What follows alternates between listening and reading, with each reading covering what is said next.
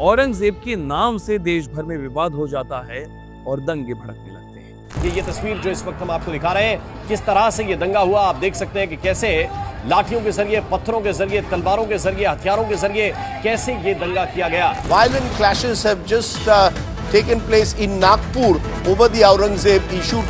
एक तरफ देख रहे हैं कि पुलिस समझाने की कोशिश करे और दूसरी तरफ जो वाहनों में आग लगाई गई है उसकी तस्वीरें दिखाई दे रही हैं। औरंगजेब की कब्र हटाने की मांग उठती है और फिर औरंगजेब के समर्थक गांधी का हवाला देते हुए औरंगजेब को डिफेंड करने निकल जाते हैं, उसकी तारीफ करने लगते हैं।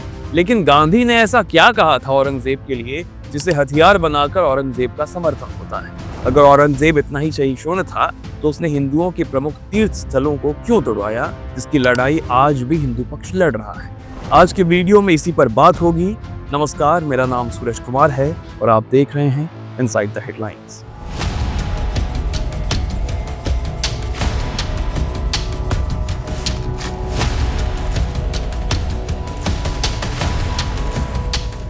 औरंगजेब को मुगल इतिहास का सबसे क्रूर शासक कहा जाता है, जिसने सिख के 9वें गुरु तेग बहादुर का सिर धड़ से अलग कर दिया क्योंकि उन्होंने इस्लाम अपनाने से इनकार कर दिया था। गुरु गोबिंद सिंह के बेटे को दीवार में जिंदा चुनवा दिया गया। छत्रपति शांबाजी महाराज को कैद करके उन्हें टॉर्चर किया गया। काशी मथुरा की मंदिरों को तोड़कर मस्जिद का निर्माण किया गया। सोमनाथ मंदिर को तोड़ दिया गया। इसके बावजूद औरंगजेब की कब्र पर आज भी लोग सजदा करने जाते हैं और शायद आगे भी जाएंगे। इससे आप भारत में टॉलरेंस लेवल का अंदाजा लगा लीजिए। अब बात महात्मा गांधी की करते हैं कि औरंगजेब पर वो क्या सोचते थे। 1 नवंबर 1931 लंदन में गुलाबी ठंड पड़ रही। कैम्ब्रिज यूनिवर्सिटी के एक कॉलेज में गांधी जी का भाषण था। गांधी को सुनने के लिए कई ब्रिटिश इतिहासकार आए हुए थे। बैठक में गांधी ने कहा कि मैं ये जानता हूँ कि हर ईमानदार अंग्रेज भारत को स्वतंत्र देखना चाहता है, लेकिन उनका ऐसा मानना क्या दुख की बात नहीं कि ब्रिटिश सेना के वहां से हटते ही दूसरे देश उस पर टूट पड़ेंगे और देश के अंदर आपस में भी भारी मार काट मच जाएगी। आपके बिना हमारा क्या होगा, इसकी इतनी अधिक चिंता आप लोगों को क्यों हो रही है? आप अंग्रेजों के आने से पहले के इतिहास को देखें, उनमें आपको हिंदू मुस्लिम दंगों के आज से ज्यादा उदाहरण नहीं मिलेंगे। औरंगजेब के शासनकाल में हमें दंगों का कोई हवाला नहीं मिलता। अब यहाँ गांधी ने ये कहा कि औरंगजेब के शासनकाल में दंगे नहीं मिलते देखे, लेकिन मेरा सवाल यहाँ पे ये है कि जो नरसंहार औरंगजेब के समय हुआ वो क्या था? अब इतिहासकार आरसी मजूमदार को देखिए, उन्होंने अपनी किताब औरंगजेब में लिखा कि औरंगजेब ने हिंदुओं पर जजिया कर लगाया, जजिया टैक्स लगाया, इसलिए ताकि वो इस्लाम का विस्तार कर सके। तो अगर औरंगजेब इस्लाम का विस्तार करना चाहता था तो ये बात साफ है, किसी का वर्चस्व स्थापित करने के लिए उसने जो हिंदुओं के प्रमुख मंदिर हैं उसे तुड़वाया और वहां मस्जिद का निर्माण कराया। फिर कई मार्क्सिस्ट इतिहासकारों का ये कहना कि औरंगजेब के शासनकाल में मंदिरों का धार्मिक तौर पर उसे नहीं तोड़ा गया, कहां तक जायज है? एक डिफेंड ये भी किया जाता है कि औरंगजेब के शासन में उसने हिंदुओं को सबसे ज्यादा संख्या में अपने सेना में भर्ती किया। अब यदुनाथ सरकार इस पर यह कहते हैं क्योंकि मराठाओं ने मुगलों के खिलाफ विद्रोह छेड़ दिया था, हिंदवी स्वराज पनपने लगा था, तो इसी डर से कि ये हिंदवी स्वराज पूरे भारत में ना फैल जाए, जो औरंगजेब था उसने हिंदुओं को अपनी सेना में ज्यादा से ज्यादा बहाल किया। अब हम वापस गांधी पर आते हैं। औरंगजेब के बारे में जो सबसे बड़ी बात महात्मा गांधी को खींचती थी वो थी औरंगजेब अपनी टोपी खुद बनाता था। सही सुन रहे हैं आप।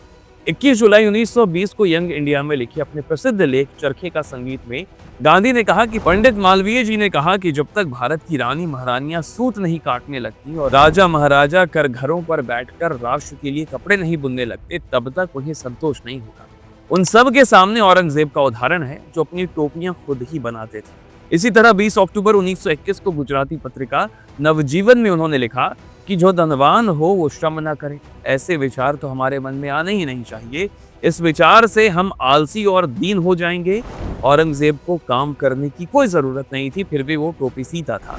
हम तो दरिद्र हो चुके हैं, इसलिए श्रम करना हमारा दोहरा फर्ज है।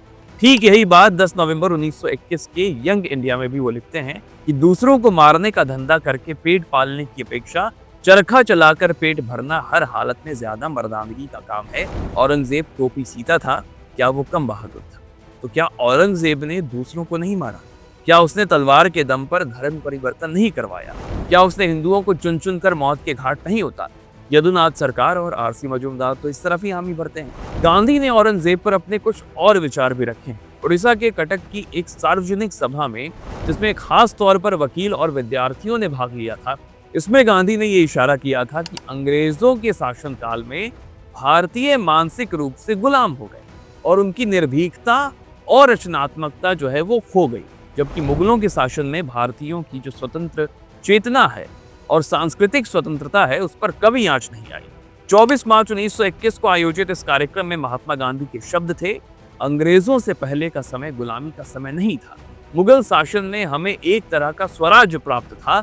अकबर के समय में प्रताप का पैदा होना संभव था और औरंगजेब के समय में शिवाजी फलफूल सकते थे, लेकिन 150 वर्षों के ब्रिटिश शासनकाल में क्या एक भी प्रताप और शिवाजी को जन्म दिया? कुछ सामंती देशी राजा जरूर हैं, पर सब के सब अंग्रेज के सामने घुटने टेकते हैं और अपनी दासता स्वीकार करते हैं। लेकिन मेरा गांधी से यहाँ विरोध है। अगर इस लॉजिक से जाएं तो गांधी भी अंग्रेजों के समय में जीवित रहे, उनके खिलाफ लड़ाई लड़ी, कई आंदोलनकारियों ने लड़ाई लड़ी, कई आंदोलनकारी अंग्रेजों द्वारा कुचले भी गए और मुगलों ने भी मराठाओं पर, राजपूतों पर और कई राजघरानाओं पर अत्याचार किए। तो क्या अंग्रेजों की बुराई करने के लिए मुगलों को सही ठहरा देना जायज है? और अगर है तो कहां तक जायज? दोनों गलत थे और रहेंगे। नेहरू को ही देख लीजिए। नेहरू का कहना था कि जब औरंगजेब ने पहले के मुगल शासकों की मेल जोल की जो नीति है उसका विरोध करना शुरू किया, उसे दबाना शुरू किया, एक भारतीय शासक की तुलना में एक मुस्लिम शासक की तरह काम करना शुरू किया, तो मुगल साम्राज्य टूटने लगा। तो क्या कांग्रेस के लोग नेहरू के इस बात का समर्थन करके औरंगजेब को क्रूर कहेंगे, या वो लोग जो कांग्रेस का समर्थन करते हैं नेहरू के इस बात का समर्थन करेंगे, या नेहरू की बात को दरकिनार करके यदुनाथ सरकार और आरसी मजूमदार की बात को दरकिनार करके गांधी की बात को आगे लेकर जाएंगे और औरंगजेब को डिफेंड करेंगे? बाकी फैसला आपके हाथ में है कि आप औरंगजेब को किस नजर से देखते हैं। क्योंकि अगर गांधी को गोली मारने वाला गोडसे घृणा का पात्र है, तो सिख के 9वें गुरु का सिर काटने वाला बादशाह भी घृणा का पात्र है, ना कि मोहब्बत का। और आप गोडसे से घृणा करते हैं और औरंगजेब से प्रेम या उसे डिफेंड करते हैं, तो आपको उस वक्त बोलने का कोई अधिकार नहीं है जब कोई गोडसे को डिफेंड कर रहा हो। आपको ये वीडियो कैसा लगा हमें कमेंट करके जरूर बताइएगा। आप अपने लोगों तक भी इस वीडियो को शेयर करें ताकि ज्यादा से ज्यादा लोग वीडियो में कही गई बातों को जान सकें। अब आपसे हमारी मुलाकात अगली वीडियो में होगी। नमस्कार।